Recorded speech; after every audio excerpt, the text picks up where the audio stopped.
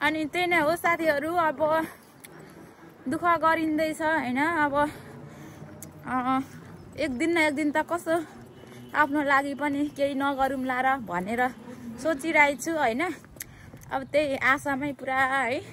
यत्रो 4 वर्ष भइसकेछ साथीहरू। अब के गर्नु हो, गाह्रो छ नि विदेशमा। बाहिरबाट हेर्नलाई कति सजिलो छ है, मान्छेहरूले कति सजिलैसँगले भन्छन् ए फल्नाको छोरी त विदेशमा छ यस्तो उस्तो, तर त्यो त भोग्नेलाई मात्रै थाहा हुन्छ नि त हैन साथीहरू। कि कस्तो हो, तपाईँहरूलाई के लाग्छ हो साथीहरू? अनि त्यस्तै हो, नेपाल जानु धेरै मन लागेको छ। अब कहिले जानु होला नेपाल, पैसाको भारीले पनि कहिले पुग्दैन। के गर्नु जिन्दगीमा, न त केही गर्नु सक्नु, न त के हो। म त अचम्म र उदेश लाग्छ हो साथीहरू। कहिले काहीँ त सम्झेर पनि यो मन फुटेर आउँछ नि हौ, के गर्नु।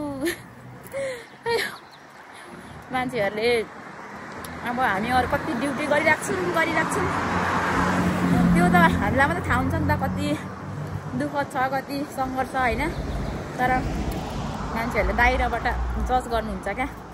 एक दिन छुट्टीमा काहीँ गएर यसो फोटो हाल्यो भने आम्मा त्यसको त म छ विदेशमा, त्यो त यस्तो इन्जोय वास्तविक कुरा के हो त्यो त हामीलाई पनि थाहा छैन। हेर्नु साथीहरू कस्तो राम्रो फुल है, हेर्नु त वाउ कस्तो राम्रो फुल हो। यहाँ चाहिँ स्कुल हो क्या, स्कुल।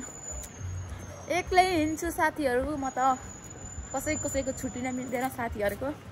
त्यही भएर एक्लै हिँड्छु। पहिला त एक्लै पनि हिँड्दिन थियो। आजभोलि त धेरै कुराहरू यो गरिसकेको छु, एक्लै नै हिँड्नु मन लाग्छ। त्यही नै हो।